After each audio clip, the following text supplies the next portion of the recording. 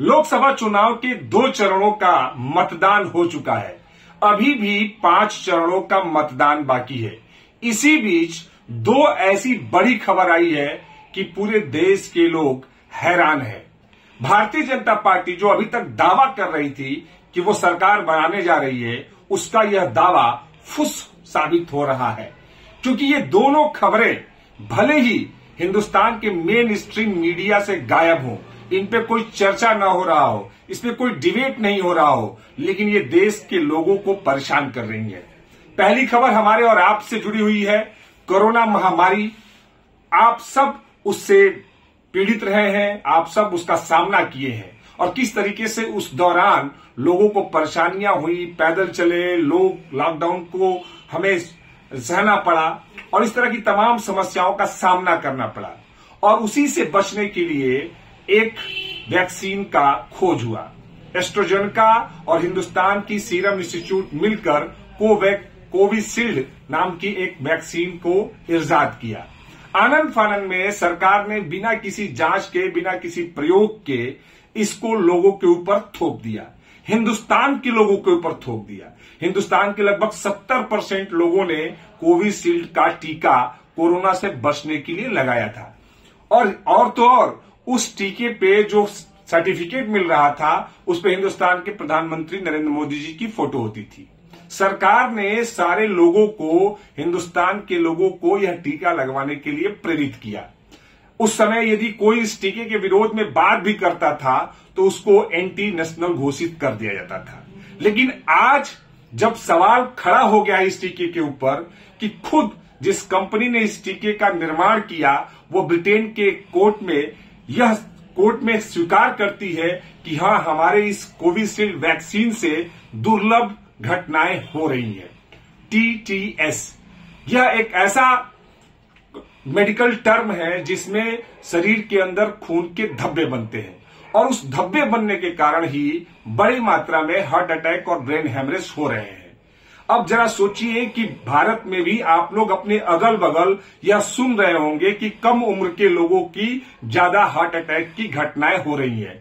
कोई आदमी, स्वस्थ व्यक्ति, खेलते कूदते मैदान में उसको हार्ट अटैक आ रहा है। 18 साल का बच्चा है, वो स्कूल जा रहा है, उसको हार्ट अटैक हो रहा है। इस तरह की जो घटनाएं बढ़ी हैं, उससे यह स्पष्ट हो रहा है कि ये जो कोविशील्ड है, जिसमें इस तरह की TTS की संभावना है, जिसकी वजह से ये घटनाएं घट रही हैं, तो कहीं ना कहीं सरकार को हम कटघरे में रखते हैं कि गैर इरादतन, ये एक तरह से गैर इरादतन हत्या है। सरकार ने जिस तरीके से लोगों को आगे बढ़कर इस कोविशील्ड वैक्सीन को लेने के लिए प्रोत्साहित किया, आज जब लोगों के साथ दुर्घटना हो रही है तो क्या सरकार इसकी जिम्मेदारी लेगी? मैं तो मांग करता हूं कि ऐसे जिन लोगों की हार्ट अटैक से या ब्रेन डेथ से मौत हो रही है, यदि वो लोग कोविशील्ड का टीका लिए हैं और उसके बाद ये घटना हो रही है, तो सरकार को जिम्मेदारी लेनी चाहिए और इसका हल निकालना चाहिए कि जनता को कैसे न्याय दिला सके। दूसरी जो सबसे बड़ी घटना है, वह तो रोंगटे खड़ा करने वाली घटना है। आप कल्पना नहीं कर सकते हैं कि इंसान के रूप में एक वहशी दरिंदा भी है। पूर्व प्रधानमंत्री SD देवगौड़ा के जो पोता है प्रज्वल रमन्ना, वो सांसद रहा है और इस बार भी लोकसभा चुनाव का प्रत्याशी है। हद तो तब है जब हिंदुस्तान के प्रधानमंत्री नरेंद्र मोदी, जो इस बात का दावा करते हैं कि वो महिलाओं के सम्मान की सुरक्षा की लड़ाई लड़ते हैं और एक ऐसे व्यक्ति के लिए जाकर वोट मांगते हैं जिसके ऊपर 1 नहीं, 2 नहीं, 10 नहीं, बल्कि लगभग 3000 महिलाओं के यौन शोषण के आरोप है।